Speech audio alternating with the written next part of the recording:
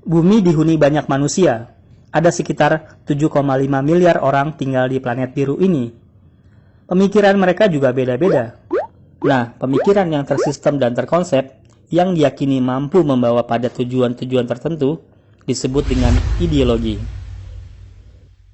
Sebenarnya tujuan dari berbagai ideologi itu relatif sama, yaitu gimana suatu masyarakat atau bangsa bisa sejahtera. Tapi masing-masing ideologi punya cara yang beda buat mencapai kesejahteraan itu. Ibarat pepatah nih, banyak jalan menuju Roma. Lalu apa aja sih ideologi yang punya pengaruh besar bagi manusia? Daripada penasaran, makanya nonton video ini sampai selesai.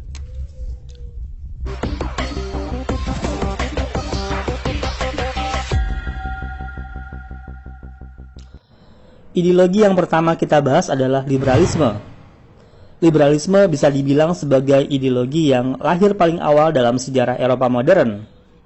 Istilah liberalisme itu sendiri berasal dari bahasa Latin, libertas, artinya kebebasan. Paham liberalisme mencita-citakan masyarakat bebas untuk setiap individu dan menolak adanya batasan-batasan khususnya mengenai pemerintahan, ekonomi, dan agama. Dalam masyarakat liberalis, kemerdekaan individu harus dijamin. Liberalisme lahir sebagai perlawanan dari kuatnya dominasi agamawan dan bangsawan yang menciptakan sistem feodal. Awal perkembangan liberalisme terjadi di Inggris pada tahun 1215. Pada saat itu, Raja John mengeluarkan piagam Magna Carta yang menjamin kebebasan hak individu.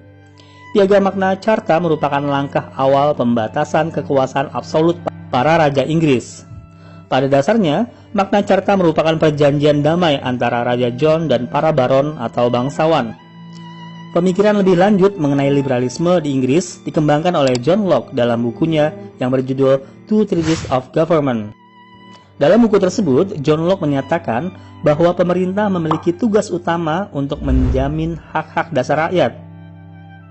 Hak dasar dan kebebasan rakyat dalam suatu negara juga dikemukakan oleh Jean-Jacques Rousseau dalam bukunya Du Contrat Social. Peristiwa penting yang dilandasi semangat liberalisme adalah Revolusi Prancis. Semboyan Revolusi Prancis, liberté, égalité, fraternité, yang berarti kebebasan, persamaan, dan persaudaraan, menjadi dasar liberalisme di Eropa. Rakyat sebagai individu yang bebas pada akhirnya memiliki kedaulatan dalam politik, sehingga liberalisme juga sangat erat dengan paham demokrasi. Perkembangan paham liberalisme nggak hanya menyentuh bidang politik nih. Dalam bidang ekonomi, liberalisme dianggap sebagai cara untuk mencapai kesejahteraan masyarakat. Pemikiran demikian dikemukakan oleh Adam Smith melalui karyanya The Wealth of Nations. Adam Smith ialah tokoh yang mempelopori pemberlakuan sistem perekonomian yang bebas dari campur tangan pemerintah. Sehingga kekuatan yang mengatur perekonomian bukan pemerintah, tapi mekanisme pasar itu sendiri, di mana permintaan dan penawaran saling terkait. Mekanisme pasar ini membuat persaingan ekonomi semakin kompetitif. Udah bisa ditebak kalau siapa yang lebih unggul kan? Pasti mereka yang memiliki modal besar. Makanya nih, liberalisme ekonomi kemudian memunculkan kapitalisme. Kapitalisme adalah suatu sistem ekonomi di mana perdagangan dan alat-alat produksi dikendalikan oleh pemilik modal swasta untuk mendapatkan keuntungan sebesar-besarnya. Di Eropa, kapitalisme mengalami perkembangan yang pesat setelah revolusi industri di Inggris yang dimulai pada pertengahan abad ke-18. Nah, liberalisme di bidang ekonomi ini adalah bentuk liberalisme yang pertama kali memberi dampak bagi Indonesia pada masa kolonial tentunya, melalui penerapan politik pintu terbuka yang mulai diberlakukan pada tahun 1870. Di masa itu, kaum liberal berhasil memberikan jalan kepada pengusaha swasta untuk menanamkan modal sebesar-besarnya di Indonesia. Sosialisme. Sosialisme adalah paham yang menghendaki suatu masyarakat yang disusun secara bersama-sama agar menjadi suatu masyarakat yang sejahtera. Kata sosialisme berasal dari bahasa Latin, socius, yang artinya kawan. Tujuan sosialisme adalah mewujudkan masyarakat sosialis tanpa kelas. Caranya gimana nih? Caranya dengan mengendalikan secara kolektif sarana produksi, dan menyerahkan tanggung jawab kesejahteraan rakyat kepada negara. Nah, sosialisme ini kebalikan dari paham liberalisme. Bahkan, sosialisme lahir sebagai kritik terhadap revolusi industri yang berkembang akibat liberalisme. Dari revolusi industri muncul dua kelompok masyarakat, bisa juga disebut kelas sosial. Kelompok pertama adalah bourgeois, atau pemilik modal. Melalui industrinya, kekayaan mereka menjadi berlipat-lipat. Kelompok kedua adalah kaum buruh, atau para pekerja. Mereka juga disebut kaum proletar. Buruh pada masa itu digaji dengan upah yang rendah. Mereka dieksploitasi, jam kerja mereka dalam sehari bisa lebih dari 12 jam. Mereka juga tinggal di tempat-tempat yang kumuh. Pokoknya nasib mereka nggak dipeduliin sama majikannya. Dari sini kamu pasti paham bagaimana kesenjangan yang terjadi akibat revolusi industri. Kesenjangan sosial dan ekonomi yang terjadi akibat industrialisasi melahirkan paham baru yang ingin industri di suatu negara gak hanya dikuasai oleh segelintir individu dan pihak swasta, tetapi negara juga ikut campur untuk kesejahteraan masyarakat bersama. Paham baru itu disebut sosialisme.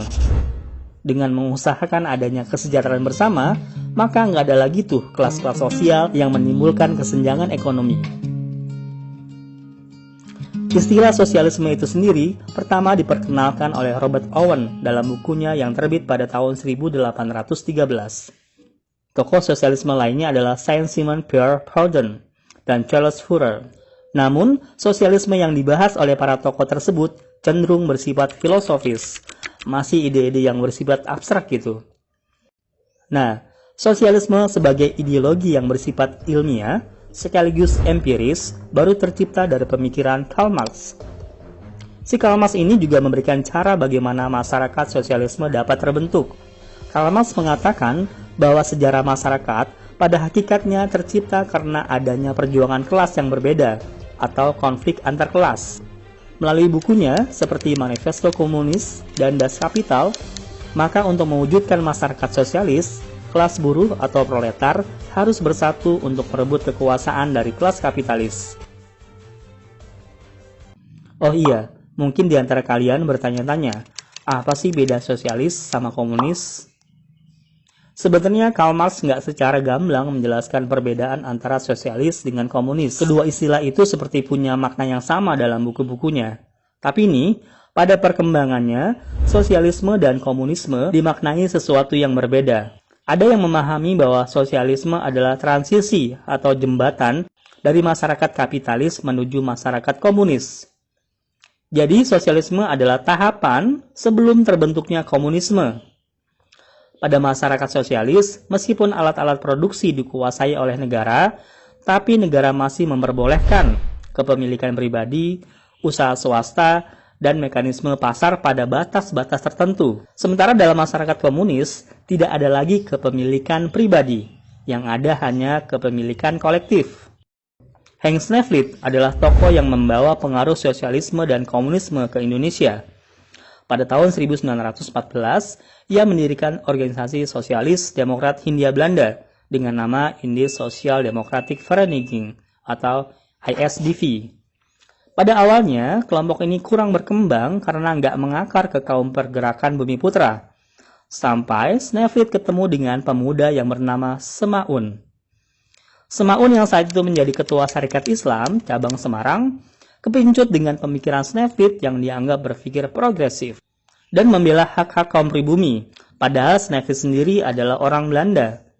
Bersama Alimin dan Darsono, Semaun bergabung dengan organisasi bentukan Nevlin.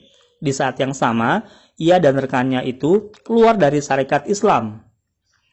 Setelah Nevlin ditangkap dan dibuang oleh pemerintah Hindia Belanda karena dianggap menghasut kaum Bumiputra untuk berontak, penyebaran paham komunis dilanjutkan oleh Semaun dan kawan-kawannya. Ia kemudian mengganti nama ISDV menjadi Partai Komunis Indonesia atau PKI pada tahun 1921.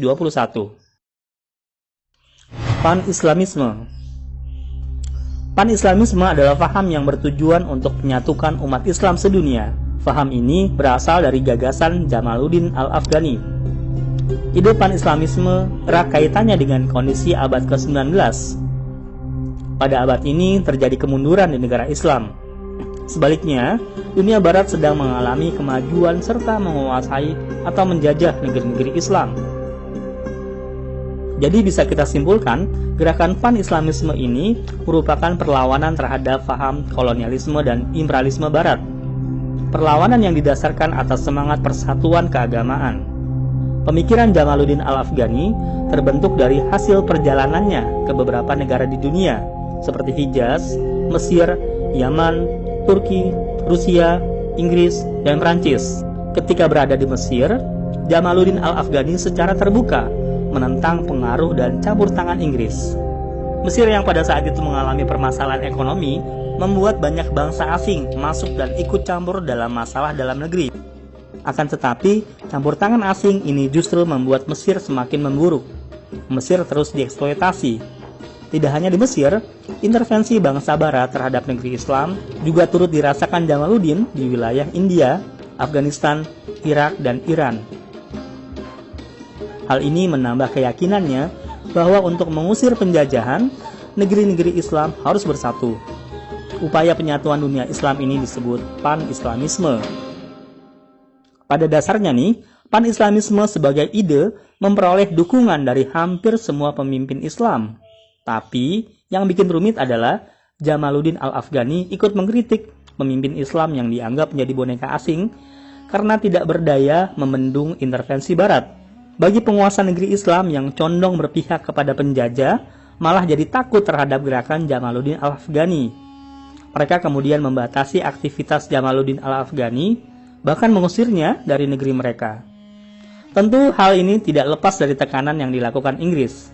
Makanya nih, organisasi yang didirikan Jamaluddin Al-Afghani sebagai upaya merealisasikan ide pan-Islamisme jadi nggak bisa berkembang. Tapi walau bagaimanapun, pan-Islamisme memberi inspirasi bagi negeri Islam untuk mengadakan gerakan nasional dalam melawan penjajah. Di Indonesia, pengaruh pan-Islamisme dapat dirasakan pada permulaan abad ke-20. Perluasan gerakan Islam muncul setelah Cokro Aminoto memimpin Sarekat Islam. Cokro Aminoto berpendapat bahwa Islam itu mencakup kebebasan umat seluas-luasnya terkait dengan politik dan ekonomi. Ia menganggap Islam telah menggariskan persaudaraan yang harus dilakukan oleh umat Islam di negara manapun, tanpa memandang suku, ras, bangsa, dan kelas. Dengan Sarekat Islamnya, Cokro Aminoto mampu menyadarkan rakyat dari berbagai kalangan untuk mendapatkan hak yang sama. Salah satu faktor yang membuat pemikiran dunia Islam seperti pan-Islamisme bisa sampai ke Indonesia adalah aktivitas haji. Tokoh-tokoh Islam Indonesia sepulang ibadah haji biasanya membawa gagasan baru. Nasionalisme. Nasionalisme adalah suatu paham yang mengedepankan rasa cinta terhadap bangsa dan tanah air yang ditimbulkan oleh persamaan tradisi yang berkaitan dengan sejarah, agama, bahasa, kebudayaan, pemerintahan, tempat tinggal dan keinginan untuk mempertahankan dan mengembangkan tradisinya sebagai kesatuan bangsa. Lalu, apakah itu bangsa? Bangsa adalah sekelompok manusia yang mendiami wilayah tertentu dan memiliki hasrat dan kemauan bersama untuk bersatu, karena adanya persamaan nasib, cita-cita, dan tujuan yang sama. Nah, sebelum lahirnya nasionalisme, masih banyak wilayah di Eropa yang dikuasai oleh bangsa lainnya. Contohnya nih, Belanda pada abad ke-16 ternyata masih dikuasai Spanyol dan baru merdeka setelah perang 80 tahun. Selain Belanda, banyak bangsa di Eropa saat itu yang masih terjajah dan bangsa penjajahnya seringkali melakukan penindasan. Bangsa yang dijajah ini kemudian sadar akan persamaan nasib dan harga dirinya, hingga akhirnya hal ini memunculkan nasionalisme di Eropa pada abad ke-18. Faham ini kemudian cepat menyebar ke seluruh dunia, terutama negara jajahan bangsa Eropa, termasuk negara-negara Asia dan Afrika. Tokoh nasionalisme adalah Joseph Ernest Renan, Otto Bauer, Hans Kohn, dan Louis Schneider. Hans Kohn berpendapat nasionalisme adalah kesetiaan tertinggi individu yang diserahkan kepada bangsa dan negaranya. Masuknya faham nasionalisme di Indonesia bersamaan dengan masa pergerakan nasional. Faham nasionalisme pada akhirnya membentuk jati diri kebangsaan Indonesia yang sebelumnya hanya mengenal persatuan atas dasar kesukuan. Demokrasi. Demokrasi berasal dari bahasa Yunani, demos artinya rakyat, dan kratos artinya pemerintahan. Jadi demokrasi dalam arti sempit adalah pemerintahan di tangan rakyat. Kalau kita buka Kamus Besar Bahasa Indonesia, demokrasi punya arti sebagai berikut. Sistem pemerintahan yang seluruh rakyatnya turut serta memerintah dengan perantara wakilnya, atau gagasan atau pandangan hidup yang mengutamakan persamaan hak dan kewajiban serta perlakuan yang sama bagi semua warga negara. Menurut Presiden Amerika Serikat, Abraham Lincoln, demokrasi adalah suatu pemerintahan dari rakyat, oleh rakyat, dan untuk rakyat. Sampai sekarang ucapan sang presiden menjadi jargon yang populer untuk mendefinisikan demokrasi. Demokrasi erat banget nih sama liberalisme. Adanya kebebasan individu yang menjadi ciri liberalisme merupakan dasar dari pelaksanaan demokrasi. Demokrasi menuntut adanya konstitusi, pemilu, kemerdekaan pers, kemerdekaan berbicara, berkumpul, dan mengemukakan pendapat, serta kemerdekaan beragama. Demokrasi mula-mula diterapkan di Yunani kuno, yakni demokrasi langsung. Kemudian berkembang ke negara Eropa lainnya, dan akhirnya ke Indonesia. Demokrasi pertama kali diterapkan di kota Athena pada masa Yunani kuno sekitar abad ke-4 sampai abad ke-6 sebelum Masehi. Saat itu, Athena menerapkan demokrasi langsung dengan cara melibatkan warga negara Athena dalam mengambil keputusan. Jadi mereka berkumpul di suatu tempat di pusat kota Athena yang bernama Phoenix Hills. Di sana mereka mendengarkan pidato para pemimpin mereka dan membuat keputusan tentang pemerintahan mereka. Akan tetapi, warga negara yang dimaksud dan memiliki hak mengambil keputusan politik itu hanyalah warga Yunani asli dan laki-laki dewasa. Sedangkan budak-budak, para wanita, dan anak-anak tidak memiliki hak politik. Sistem demokrasi kemudian hilang, tergerus oleh kekuasaan raja yang memilih menerapkan monarki absolut dan feodalisme. Dalam pemerintahan monarki absolut, rakyat tidak memiliki peran dalam politik. Sistem demokrasi juga mengenal sebuah konsep yang bernama trias politika, di mana dalam sebuah sistem pemerintahan demokrasi terdapat 3 kekuasaan yang dipisah, yaitu eksekutif, legislatif, dan yudikatif. Sistem ini pertama kali digagas oleh Montesquieu, seorang filsuf berkebangsaan Prancis pada pertengahan abad ke-18. Beberapa peristiwa yang dianggap sebagai tonggak perkembangan demokrasi modern, yaitu Bill of Rights tahun 1689, kemerdekaan Amerika Serikat atau Declaration of Independence tahun 1776, yang kemudian diikuti dengan Undang-Undang Hak Warga Negara Amerika Serikat, Revolusi Prancis tahun 1789 yang kemudian melahirkan Deklarasi Hak-Hak Manusia dan Warga Negara. Di Indonesia, benih-benih demokrasi sudah ada sejak awal kemerdekaan. Penerapan sistem demokrasi yang lebih terstruktur terjadi setelah pembubaran RIS dan kembali kepada bentuk Negara Kesatuan Republik Indonesia pada tahun 1950. Demokrasi yang dianut Indonesia pertama kali adalah demokrasi liberal. Berjalannya sistem demokrasi ini menemui berbagai penyesuaian. Demokrasi liberal dianggap tidak cocok dijalankan di Indonesia, sehingga Soekarno sebagai presiden mengeluarkan Dekret Presiden 5 Juli tahun 1959 yang menjadi penanda dijalankannya sistem demokrasi terpimpin. Terima kasih telah menonton video ini sampai selesai, dan jangan lupa di subscribe ya. Wassalamualaikum warahmatullahi wabarakatuh.